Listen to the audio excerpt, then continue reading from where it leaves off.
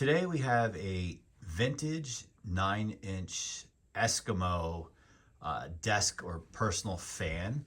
I do apologize for the lighting. It is, it's about 4:30 in the Northeast and late in the year, so it's really difficult to have good lighting sometimes when you're recording.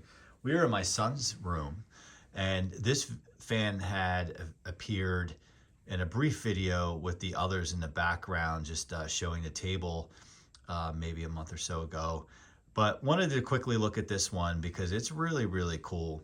So this was found at a yard sale, I believe for $8, and kind of really, in a way, not knowing the condition of it, but what we found out, the blades were locked up.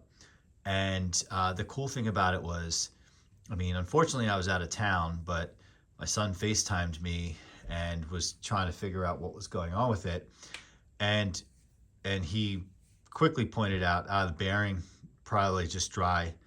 So what he did was he took out the Zoom Spout oil and popped off, I think, the grill in the back, and oiled the bearings, and just kind of worked the oil in, and we're free as a bird now. Like this, it's hard to, this thing will cut your fingers off. It's, but what I like about this is, I mean, it's Eskimo, which is cool for me because Eskimo is like a derivative of Edison, McGraw Edison. But the teal, or whatever you want to call it, aqua color, I think is just so nice. And this is all metal, because if you were to acquire something like this today, well, one, this would not be metal. Although they do make kind of reproduction vintage fans with these types of blades, which are kind of cool, but this is all metal, which is neat. And the other very interesting thing about this is, well, it is 115 volts and rated at 30 watts. I don't have my meter with me, but maybe that's for the next time.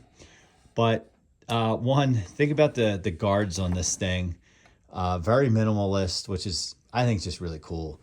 Even if you look at in the back right on camera, you see the that's at least 30 plus years old, but the guard, you can't really stick your finger in there. This thing, and even if you stuck your finger in that, that's not taking your finger off, or it might break the skin. This is definitely breaking the skin, if not more. But it's, I mean, while it's lightweight, it's heavy. It feels like a heavy paperweight. It's a really cool size. It really, really is. And it's a single speed, and there's no switch. Unless, the only thing I could possibly think of, nope, that's not the case.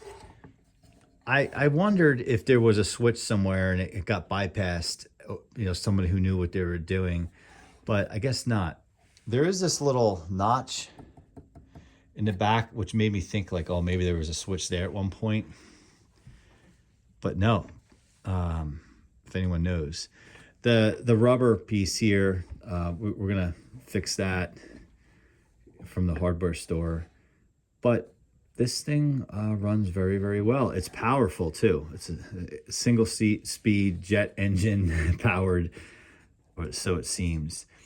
Again, the only thing, and I'm thinking about that switch, if it ever had one more, because this cord doesn't seem original to me. It's too pliable, and there's like a grommet here, and I'm just wondering if somebody, again, bypassed some switch and rewired it. I don't know, because I've never seen just a fan like this that you just plug in and it turns on. There's usually some type of switch, and therefore, if anyone knows, that would be great. Anyone who collects these vintage fans might know. All right, so let's fire it up.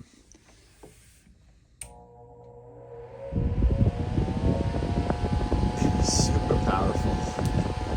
It's so cool.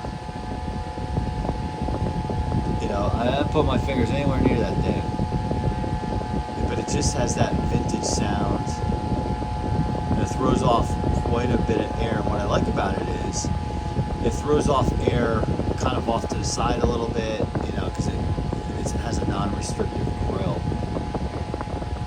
It almost sounds like an airplane, like a prop motor airplane as well, the propeller on it or whatnot. And yeah, this what I like about it too is it also, aside from it actually being functional and it works really well, it also could be it's a nice talking point. Like it's antique enough where you could just set it on a shelf in a room somewhere, and it's a nice like talking piece for when you have guests and company, and you can plug it in and turn it on if you want. You want to kill the power on that? Yeah, so we have it plugged into a power strip, so you can just flip it on and off. But the spin down is mighty fine after that oil. And for something so old, and for like the little feet, the rubber feet underneath that are kind of missing, it's not vibrating all across the table. Like I've had vintage metal box fans that move around all over the place, like, and you gotta kind of put washers in place and out of balance. But this seems to be really in balance, and just a cool piece. And for $8, I think it's a good find. It's a fun find as well too, because you can display it. So if anyone knows more about this, it would be great if you could comment on it. I'm dealing with the light here. I'm trying to get it closer so you can see the Eskimo badge a little bit better. There you go. And those of you who follow the channel know that I adore anything that's McGraw Edison, which again, Eskimos, I think of. If somebody knows, was Eskimo a separate company that Edison acquired, or is Eskimo just a sub-brand or a brand of Edison? That would be interesting to know. Feel free to comment. Well, if you haven't, make sure you check out our other videos.